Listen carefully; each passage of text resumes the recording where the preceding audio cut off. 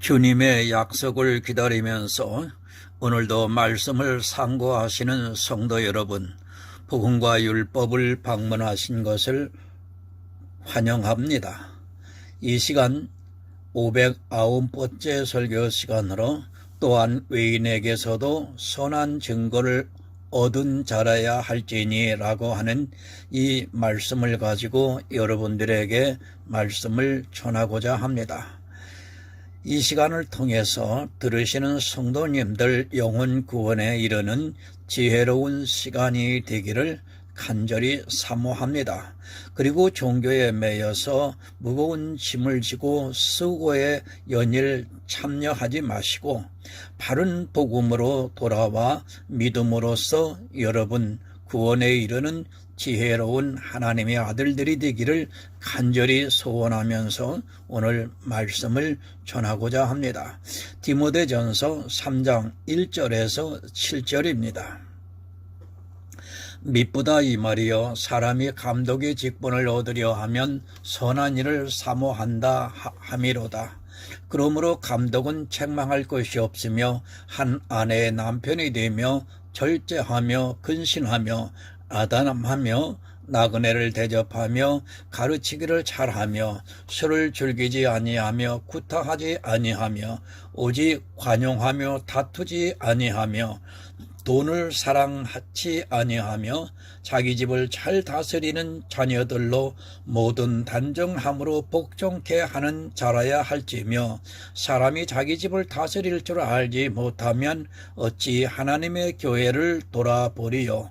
새로 입교한 자도 말지니 교만하여져서 마귀를 정죄하는 그 정죄에 빠질까 하며, 또한 외인에게서도 선한 증거를 얻은 자라야 할지니 비방과 마귀의 올무에 빠질까 염려하라. 사랑과 은혜가 많으신 아버지 하나님 감사합니다. 진리를 알아야 자유할 수 있다고 하는 주님의 말씀을 가지고 오늘도 영적으로 이 비밀의 말씀을 풀어 전하고자 합니다.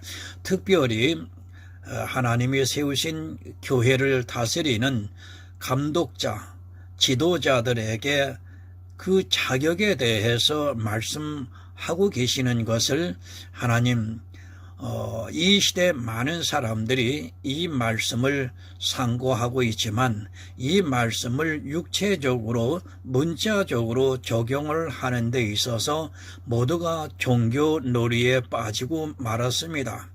하나님, 이 말씀을 영적으로 풀어서 전하고자 합니다. 전하고 듣는 이 시간 성령께서 함께해 주셔서 바로 전하고 바로 깨달아 모두가 구원에 이르는 지혜로운 시간 되게 하여 주시옵소서. 또한 이 시간을 통해서 하나님 아들들이 탄생되게 해주시고 그 한 영혼마다 탄생이 될 때 하나님 보좌에서 기뻐하여 주시옵소서. 예수 그리스도의 이름으로 기도드리옵나이다. 아멘. 성도 여러분, 교회입니다. 지금 이 시대의 사람들은 교회를 너무 좋게만 생각하고 있습니다. 그리고 그 교회를 치리하는 목사들을 너무 전폭적으로 신뢰하고 있는 것을 볼 수 있습니다. 사실 이 세상에 있는 교회들은 언제나 타락할 가능성이 있고 그것을 성경을 통해서 가르쳐 주고 있지만 사람들은 그저 교회라는 그 말 한마디에 모든 것을 다 용납하고 있습니다. 저는 교회를 비판하고자 하는 것이 아닙니다. 분명히 세상에는 주님이 세우신 교회가 있습니다. 하지만 주님이 세우신 참 교회보다는 사람이 종교적으로 세운 교회가 더 많다는 것을 늘 기억하고 있어야 합니다. 이스라엘도 가나안에 들어간 지 불과 100여 년도 안 되어서 그 교회는 타락하고 말았습니다. 초대교회가 있습니다. 그리고 지금 거의 2000년이 지났습니다. 그동안 하나님께서는 이방의 교회에 대해서 어떠한 징계도 주시지 않았습니다. 교회는 철저하게 사람의 이성에 의해서 유린이 되고 있는데도 사람들의 이성으로는 그것을 깨달을 수 있는 지혜가 없어서 그저 자기들이 이야기를 하는 정통이라고 하면 모든 것이 옳은 것으로 생각하고 있습니다. 여러분 잘 기억하시기 바랍니다. 교회가 타락을 합니다.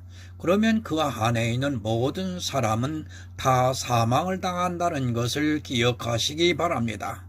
바른 교회라 해도 그 안에 모두가 구원을 받는 것이 아닌데 하물며 타락한 교회는 더 이상 말할 필요조차 느끼지 못한다고 생각하고 있습니다. 교회는 타락해 왔습니다. 이미 313년 기독교가 공인되고 난 후부터 급속하게 타락을 해왔다는 것을 여러분이 깨닫고 있어야 합니다. 교회는 언제나 한 번도 개혁한 것이 아니라 타락만을 해왔습니다. 그것은 사람의 지혜로는 그 교회를 개혁할 수 있는 것이 아니기 때문입니다. 하지만 사람들은 교회가 끊임없이 스스로 개혁을 해왔다고 생각을 하고 있습니다. 그러나 절대 아닙니다. 타락의 길만 계속해서 걸어왔습니다. 물론 지나친 것에 대해서 일부 개혁을 했을지 몰라도 그것은 보이는 것에 대해서 개혁을 했을 뿐이지 실제 진리에 대해서는 전혀 그렇지 않다는 것을 여러분이 알고 있어야 합니다. 우리가 눈으로 보고 있는 교회들은 그렇습니다. 물론 보이지 않는 교회 중에서 개혁해서 정말 진리를 전한 곳이 있다고 저는 믿고 있습니다. 하지만 어떻습니까? 우리가 보고 있는 교회의 큰 틀에서 보면 그 교회들은 전혀 진리로 개혁을 하지 않고 계속해서 타락해 왔다는 것을 여러분이 깨닫고 있어야 합니다. 이 교회가 이렇게 타락을 해 있는 상태인데도 사람들은 교회는 너무 이상적으로 보려고 하고 있습니다. 종교 개혁을 했습니까?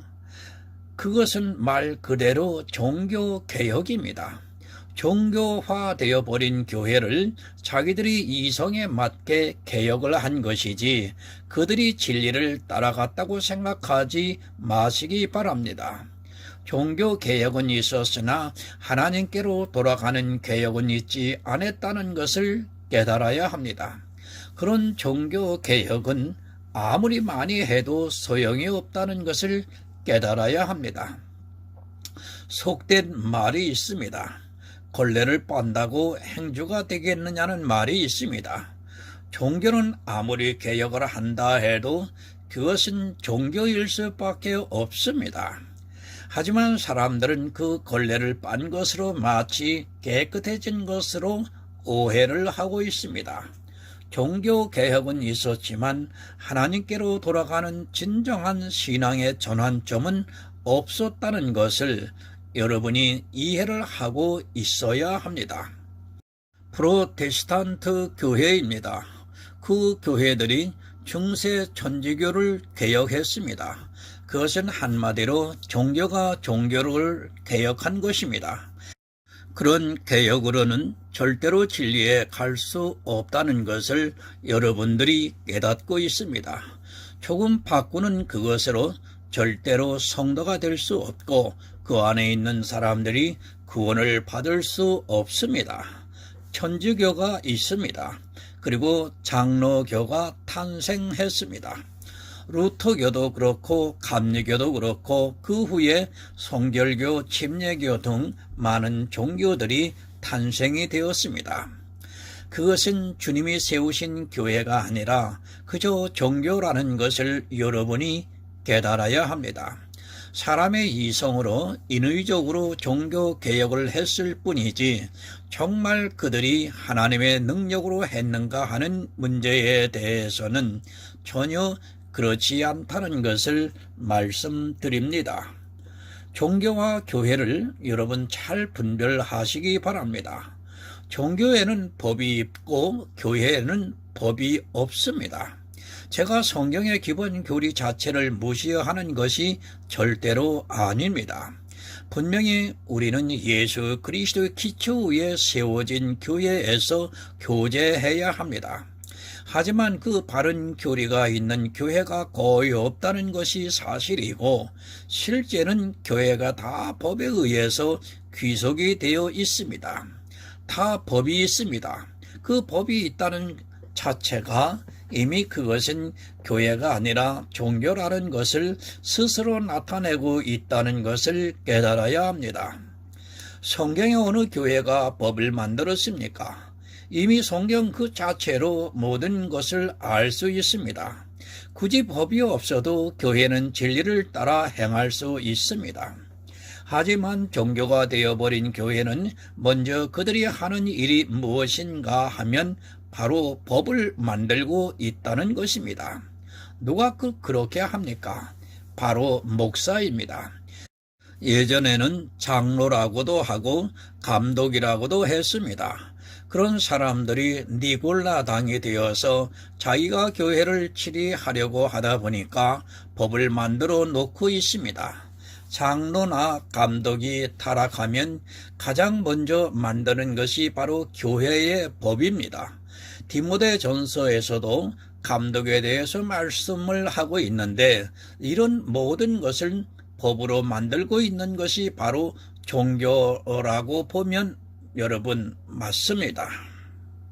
마태복음 7장 15절을 보겠습니다. 거짓 선지자들을 삼가라. 양의 옷을 입고 너희에게 나와오나 속에는 노략한 일이다. 거짓 선지자입니다. 사람이 이 거짓 선자를 삼갈 수 있다고 생각합니까? 이 세상에서 아무리 지혜가 있는 사람이라고 해도 종교화되어 있는 교회 안에 있는 거짓 선지자를 삼가할 사람은 아무도 없습니다. 이 거짓 선지자들을 분별할 수 있는 지혜는 사람에게 없다는 것을 깨달아야 합니다. 사람의 이성으로는, 아니 지혜로는 그것으로 알 수 있는 방법이 없습니다. 거짓 선지자를 삼가하시기 바랍니다. 그것은 분별하라는 말씀입니다. 우선 거짓 선지자는 양의 옷을 입고 나온다고 말씀을 하고 있습니다. 양의 옷을 입고 나옵니다. 그것은 사람의 이성으로는 진짜 선지자 같이 보인다는 말씀입니다. 참으로 예수 그리스도의 복음을 전하는 선지자 같이 보인다는 것을 말씀하고 있습니다. 알 수 있습니까? 아마도 사람들은 그럴 것입니다. 자기가 참과 거짓도 분별하지 못할 것 같으냐라고 말하면서 이단의 교회에서 주장하는 것을 보면 쉽게 알 수 있다고 이야기할 것입니다. 그러나 지금 이 거짓 선지자는 그런 이단을 말씀하는 것이 아니라 정통 안에 있는 선지자를 말씀하고 있습니다. 과연 이 시대 정통 안에 있는 목사가 참인가 거짓인가를 분별할 수 있는 사람이 몇이나 된다고 생각합니까? 그것이 사람의 이성으로 가능합니까? 절대 불가합니다. 그 거짓 선지자는 양으로 보이기 때문입니다. 예수님께서 말씀하신 그대로 사람의 이성으로 보면 그들은 분명히 양입니다. 그런 양을 보고 어떻게 거짓인 것으로 분별할 수 있습니까? 하지만 사람들은 자기 이성을 따라 선지자를 보고 있습니다. 그 기준에 합당하면 참 선지자로 믿어버리고 있습니다. 일이입니다. 겉으로는 분명히 양입니다. 그러나 그는 일이라는 말씀입니다. 구원을 받은 것 같지만 실제 그의 말을 들어보면 사망을 당한다는 것입니다. 주님께서 이렇게까지 말씀을 하고 있는데 사람들은 자기 목사는 양이라고 생각을 하고 있습니다. 그 이유는 바로 그들의 이성으로 볼 때 양과 같이 보여지기 때문입니다. 다 죽습니다. 이 이리에게 붙잡히면 다 사망에 이른다는 것을 깨달아야 합니다. 정말 이 세상에는 양보다는 이리가 더 많다는 것을 깨닫지 못하고 자기 생명에 대한 간절한 마음이 없으면 그는 반드시 죽게 되어 있습니다.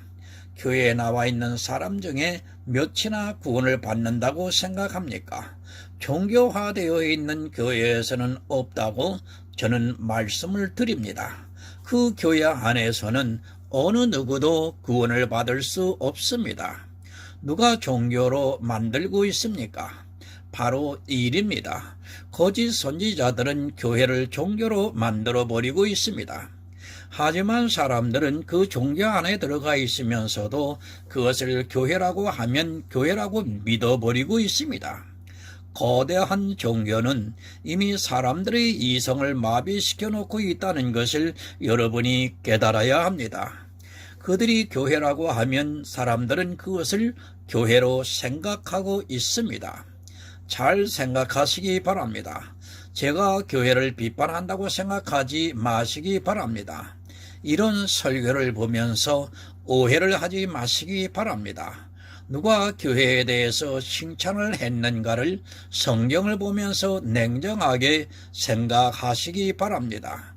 어느 선지자가 이스라엘이라는 교회에 보냄을 받아서 그 교회를 칭찬했습니까? 성경을 보면서도 그것을 깨닫지를 못하고 있습니다. 지금이 이스라엘보다 더 진리를 알고 있습니까? 착각하지 마시기 바랍니다. 그래도 이스라엘은 자기 조상 대대로 하나님을 믿어 왔습니다. 하지만 이방의 교회는 자기들이 믿는 신이 있었고 그 사상의 터 위에 복음이 전파가 되었습니다. 그 사상을 완전히 버리지 못하고 그것을 그대로 가지고 있으면서 복음을 듣다 보니까 이스라엘보다 더 타락할 수밖에 없다는 것을 깨달아야 합니다. 책망은 기분 나쁩니다. 하지만 칭찬은 기분이 좋습니다. 그러나 어느 것이 더 도움이 된다는 것을 알고 있어야 합니다. 아니, 알고는 있지만 실제 교회에 대해서 비판적으로 제가 설교를 작성하면 기분이 나빠집니다. 그 이유는 그 사람은 이미 종교에 깊이 빠져들어가 있기 때문입니다. 자기가 사랑하고 있는 교회를 비판하는데 당연히 기분이 나쁠 수밖에 없습니다. 제가 예수 그리스도를 비판해도 그렇게 기분 나쁘지 않을 것입니다. 그러나 교회를 비판하면 그들은 마음이 상합니다. 솔직히 생각해 보시기 바랍니다. 제가 예수를 믿지 말라고 해서 기분이 나쁩니까? 그것이 아니라 종교화가 되어 있는 교회를 비판하니까 기분이 나쁜 것입니다. 만약에 그가 진정으로 예수를 믿는 사람이라고, 아니 예수 그리스도를 사랑한다면 설령 제가 교회를 비판해도 기분이 상하지 않을 것입니다. 이런 설교를 대하는 자세부터가 다릅니다.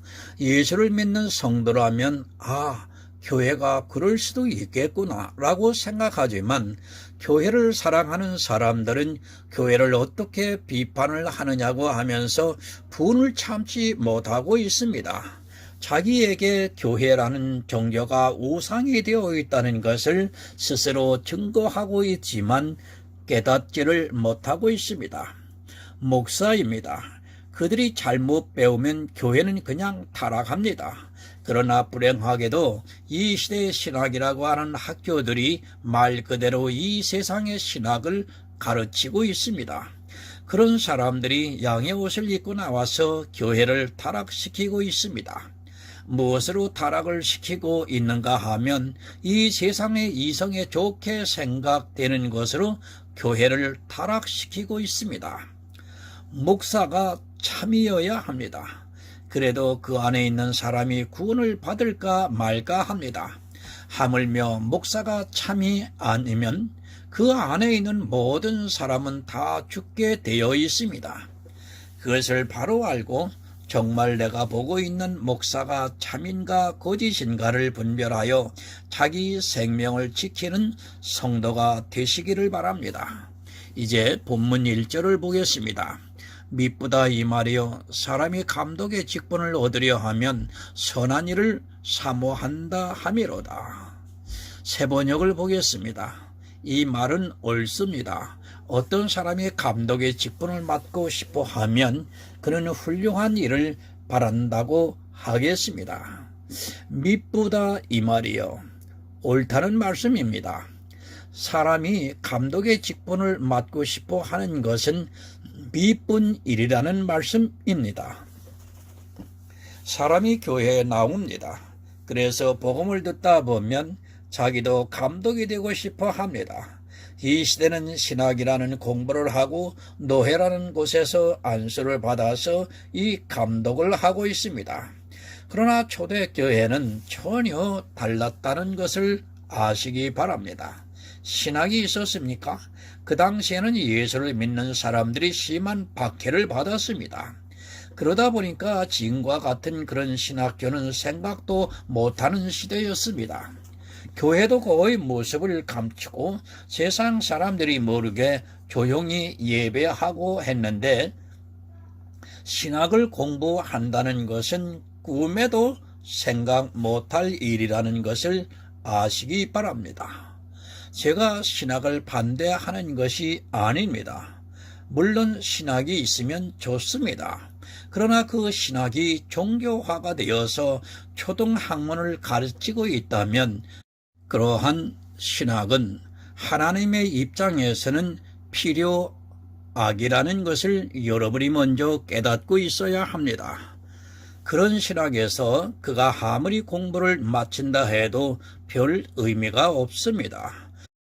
그것은 그저 이 세상의 종교를 가르치는 종교인에 불과하기 때문입니다. 감독의 직분을 맡고 싶어 합니다.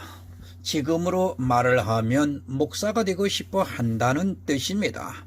그렇게 감독의 직분을 맡고 싶어 한다면 그는 아주 훌륭한 일을 바란다고 할 수 있겠다고 말씀을 하고 있습니다. 실제 그 당시 감독과 지금의 목사는 너무도 큰 차이가 있습니다. 지금은 종교인으로서 직업입니다. 그러나 그 당시는 자기 생명을 내놓고 하는 일입니다. 초대교회는 로마의 박해를 받았기 때문에 감독으로 있는다는 것은 언제 죽을지 모르는 일이기도 했습니다. 그런 감독을 누가 쉽게 하겠다고 했겠습니까? 그러나 지금과 같이 종교의 자유가 있는 시대가 아니라 그 당시는 예수를 믿는 성도들이 순교를 당하는 그런 때입니다. 선한 일을 사모하는 사람입니다. 자기 생명을 아까워하지 않고 감독이 되겠다고 하는 것이 얼마나 큰 결단이고 선한 일이라는 것을 생각해 보시기 바랍니다. 그리고 지금과 같이 출세를 하는 것이 아니라 자기의 삶을 거의 포기를 하고 이 세상에서 헌신해야 하는 삶입니다. 당시 초대교회는 참 어려웠습니다. 지금과 같이 목사들이 월급을 받는 때가 아닙니다. 이 복음을 위해서 자기 전 재산을 내놓기도 하고 또 심지어는 가족까지 버리고 이 일을 위해서 했다는 것을 여러분이 깨달아야 합니다. 그런 때에 감독하고 싶어 하는 마음이 있다는 것은 너무도 선한 일이라는 말씀입니다. 아마도 그때는 감독하겠다는 사람이 그렇게 많지 않았을 것으로 생각합니다. 지금의 목사가 아닙니다. 그런 감독을 하겠다는 것이 얼마나 선한 일입니까? 실제 우리가 성경에서 바나바와 같은 사람이 어떻게 했는가를 잘 알고 있습니다. 정말 하나님의 감동이 없이는 감독하겠다는 것을 감히 생각도 하지 못하는 때입니다.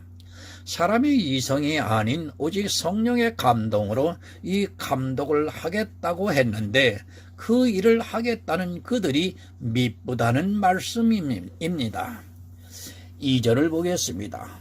그러므로 감독은 책망할 것이 없으며 한 아내의 남편이 되며 절제하며 근신하며 아담하며 나그네를 대접하며 가르치기를 잘하며 감독입니다.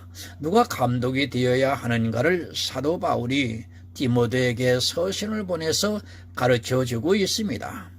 이 시대 목사와 초대교회 감독의 차이를 생각해보는 시간을 갖도록 하겠습니다. 우선 신학이라는 것이 없습니다. 이 시대는 반드시 신학이라는 것을 공부해야 하고 또 거기서 일정 자격을 갖추어야 하고 노회에서 안수를 주어야 합니다. 그런데 감독에 대한 조건을 보시기 바랍니다. 그 당시에 신학이 없었다고 생각하지 마시기 바랍니다. 당시에 바리새인들의 문화에서 신학을 공부했습니다.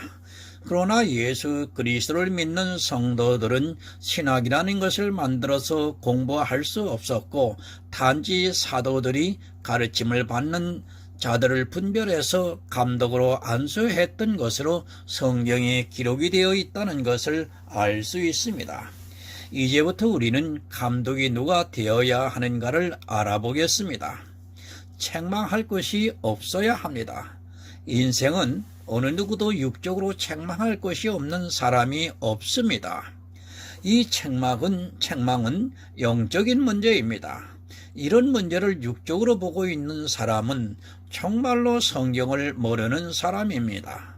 이것을 문자적으로 보고 지금 신학에서 윤리를 아주 철저하게 가르치는 어리석은 일들을 하고 있습니다. 요한복음 16장 8절을 보겠습니다. 그가 와서 죄에 대해서 의에 대하여 심판에 대하여 세상을 책망하시리라. 성령이 오십니다. 그런데 성령이 오셔서 책망을 받을 것이 없어야 한다는 말씀입니다.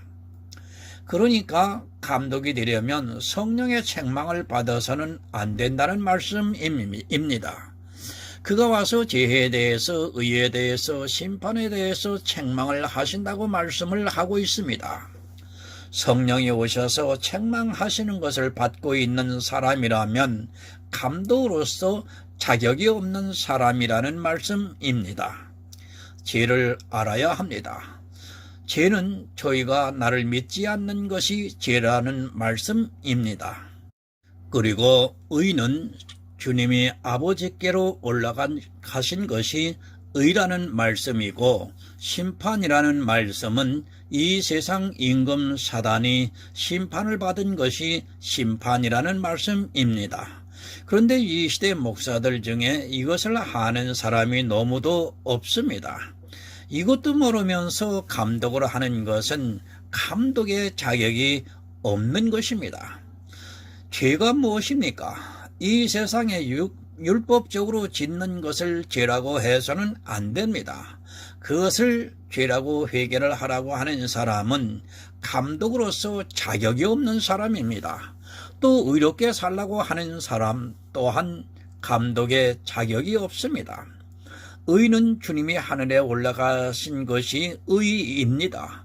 그리고 도덕적인 죄를 진 사람이 심판을 받는다고 하는 사람은 감독으로서 자격이 안 되는 사람입니다. 목사가 있습니다. 이것 하나만 보아도 그가 참 목사인가 아니면 그저 종교인인가를 아주 쉽게 알 수 있습니다. 이것을 알고 책망하는 것이 없는 사람을 감독으로 세우라고 말씀을 하고 있습니다. 그런데 이 시대 목사들을 보시기 바랍니다. 책망하고는 전혀 상관이 없는 이 세상의 죄를 가지고 죄라고 하고 있고 또 율법을 지키는 것을 가지고 의라고 하고 있고 또 자기들이 정해 놓은 것을 하지 않으면 심판을 받는다고 말하고 있습니다. 감독의 자격이 없는 사람들이라는 것을 여러분이 깨닫고 있어야 합니다. 한 아내의 남편입니다. 거의 모든 사람들이 성경을 문자적으로 보고 있습니다.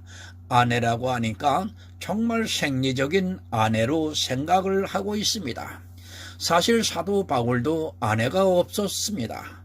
그리고 디모데도 아내가 있었다는 말씀이 없습니다. 그렇다면 그들은 이미 그것으로 자격이 없는 사람이 되고 맙니다.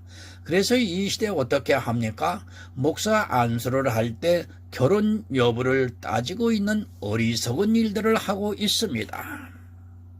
성도 여러분, 한 아내가 누구입니까? 바로 교회입니다. 교회를 사랑하라는 말씀입니다. 감독과 성도는 다릅니다. 감독은 교회를 치리해야 합니다. 그러다 보니까 교회 남편으로서 비유적으로 말씀을 하고 있습니다. 그런데 이것을 거의 모든 사람들이 문자적으로 보고 있고 마치 아내가 있어야 하는 것으로 생각하고 있습니다. 그러다 보니까 여자는 안수도 안 주는 그런 일들이 벌어지고 있습니다. 절제해야 합니다. 이 시대는 이 절제를 너무 모르고 있습니다. 우리가 잘 알고 있는 성령의 9가지 열매가 있습니다. 그것이 아무리 좋다 해도 그가 절제를 하지 못하고 있다면 그는 그것으로 인하여 망하게 됩니다. 그래서 절제가 맨 마지막에 있는 것입니다. 사랑합니까? 지나치지 마시기 바랍니다. 그것을 절제하지 못하면 그는 육체의 모양을 내는 자가 된다는 것을 잊지 마시기 바랍니다. 이 시대는 교회 안에서 무조건 사랑하면 좋은 것으로 알고 있습니다. 성령의 8가지 열매가 나를 통해서 나타난다 해도 그것을 절제하지 못하면 그는 반드시 그것으로 망하게 된다는 것을 잊지 마시기 바랍니다. 그래서 성령의 마지막 열매가 바로 절제입니다. 절제하시기 바랍니다. 하나님의 일이라 해서 다 가한 것이 절대로 아닙니다. 그것이 성령의 열매라 해도 그것을 절제하지 못하는 순간 그것을 하나의 행으로 변질이 되고 말게 되어 있습니다. 은사가 아무리 나에게 넘친다 해도 그것을 절제하지 못하면 그것으로는 반드시 망하게 되어 있습니다. 이 시대는 절제에 대해서 너무도 모르고 있습니다. 디도서 2장 12절을 보겠습니다. 우리를 양육하시되 경건치 않은 것과 이 세상 정욕을 다 버리고 근신함과 의로움과 경건함으로 이 세상에 살고 근신하시기 바랍니다. 이 세상의 정욕을 버리지 못하면 그는 절대로 근신하는 사람이 아닙니다. 이 세상 정욕이라고 하니까 이 세상을 생각하지 마시기 바랍니다. 교회가 세상입니다. 성경에서 세상이라고 말씀을 할 때는 거의 교회 안을 세상이라고 하고 있다는 것을 여러분 깨달으셔야 합니다. 세상 정욕입니다. 교회 안에서 자기 육체로 하는 것이 다 세상의 정욕입니다. 그 정욕을 버리지 못하는 사람은 감독으로서 자격이 없는 사람입니다. 하지만 이 시대는 세상 정욕에 너무 깊이 빠져 있는 것을 볼 수 있습니다. 교회 안에서 너무 자기 육체의 정욕대로 행하고 있습니다. 그들이 하나님을 위해서 한다고 하는 그 모든 일들이 다 정욕에서 나왔다는 것을 깨달아야 합니다. 단정해야 합니다. 그것은 육적으로 단정하라는 것이 아니라 육체의 정욕을 죽이고 예수 그리스도를 믿으라는 말씀입니다. 그러나 이 시대는 교회가 너무도 화려합니다. 목사들이 거의 탤런트 수준입니다. 그런 육체의 모양을 내기보다는 정말 진리 안에서 행하는 자라야 감독으로서 자격이 있습니다. 내가 보고 있는 목사가 성경과 어떻게 다른가를 잘 분별하시기 바랍니다. 나그네를 접대합니다. 이 세상의 모든 사람은 나그네입니다. 그 나그네를 어떻게 대접을 하라는 말씀입니까? 이 세상 사람들에게 먹을 것을 주고 또 공손히 대하고 그를 위해 무엇을 해주는 것을 말하는 것입니까?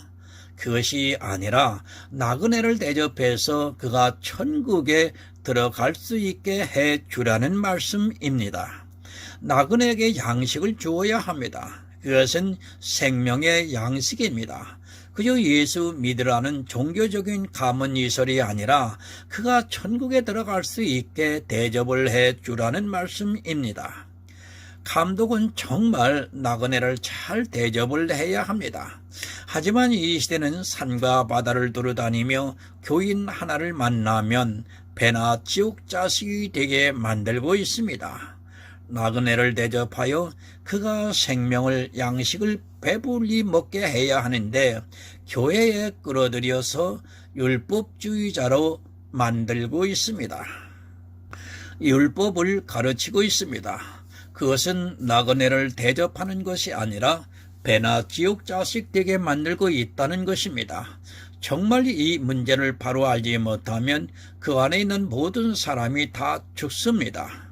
감독이 하나 잘못 세워지면 그 안에 있는 모든 사람이 다 사망에 이른다는 것을 깨닫기 바랍니다. 지금은 나그네를 대접해서 생명의 양식을 배부르게 먹게 하는 것이 아니라 율법주의자를 양산하고 있습니다.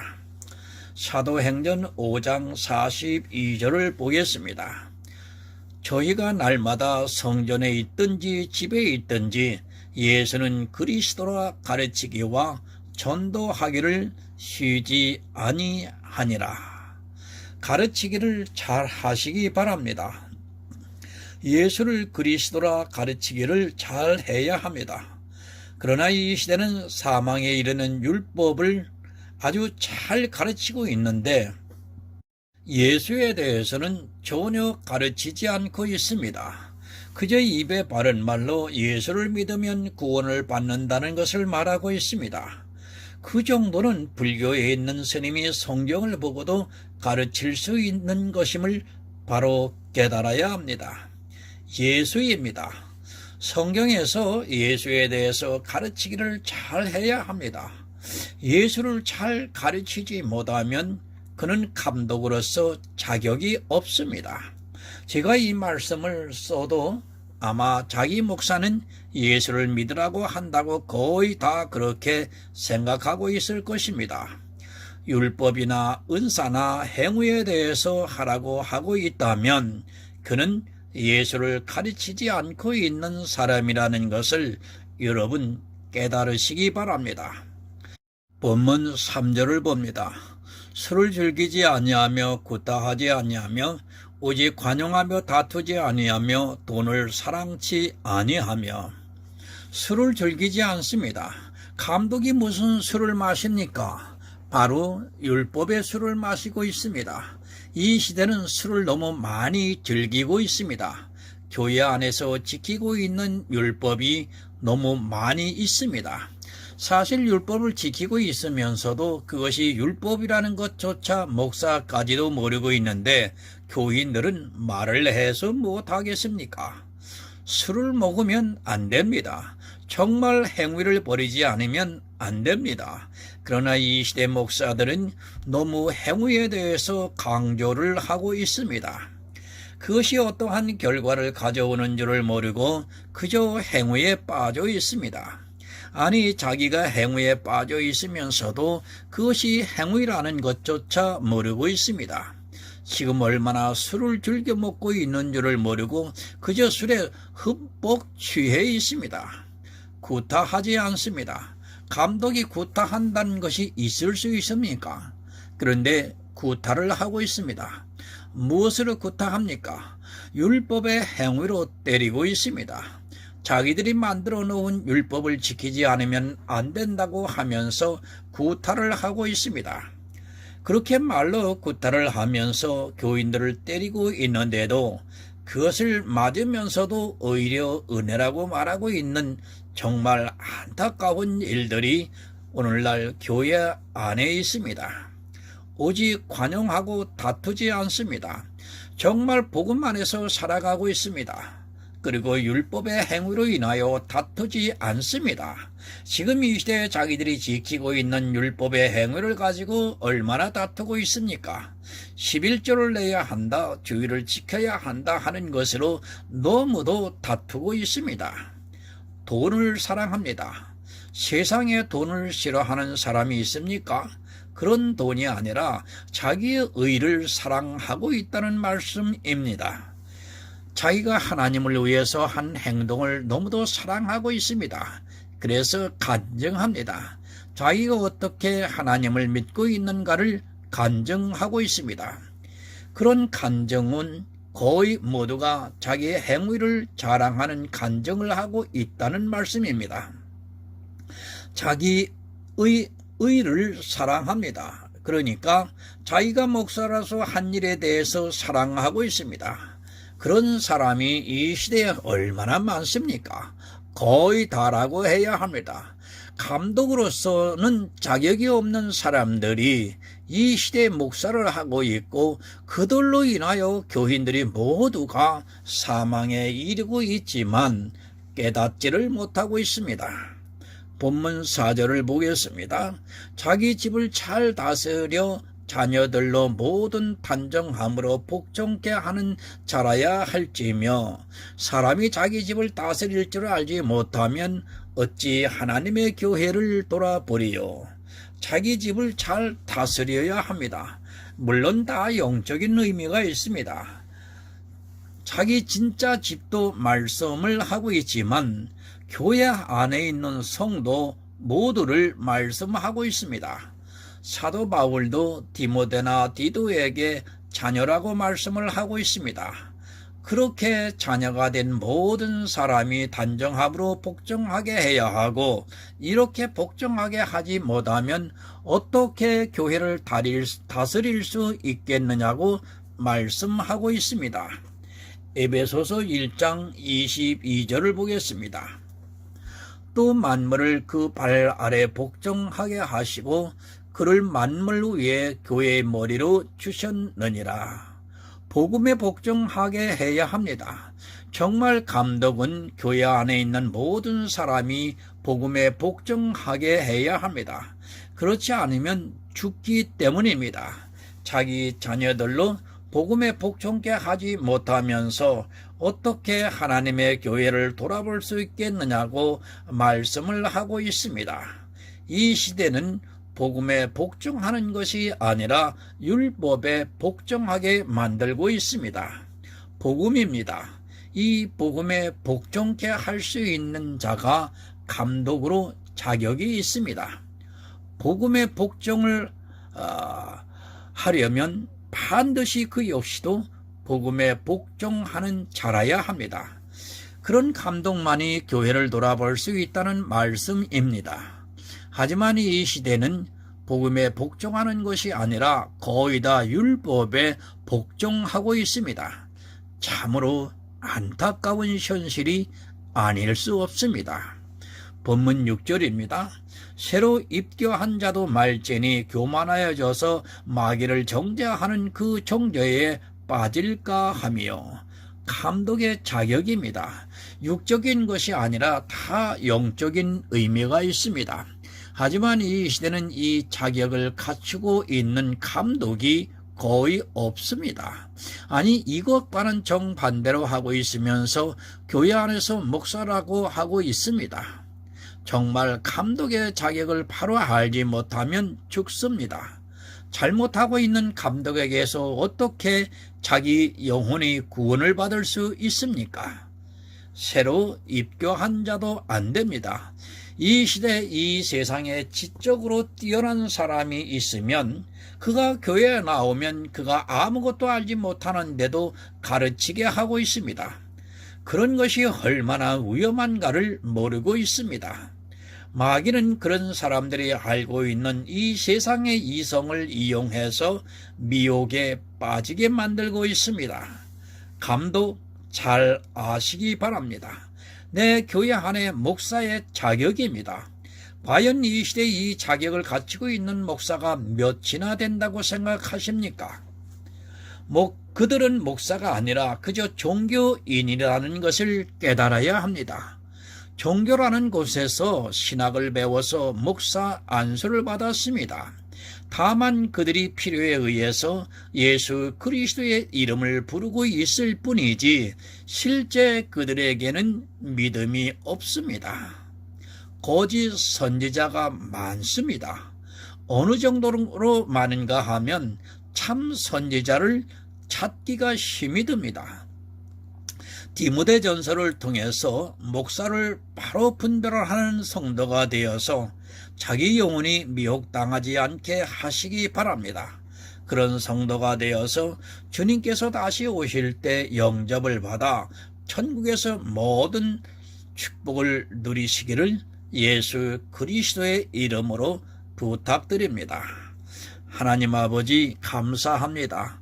전하고 들었습니다. 주께서 세우신 교회 안에 지도자로서의 자격에 대해서 정말 이 문자적으로가 아니라 영적으로 감춰져 있는 이 비밀의 말씀을 풀어 전했습니다.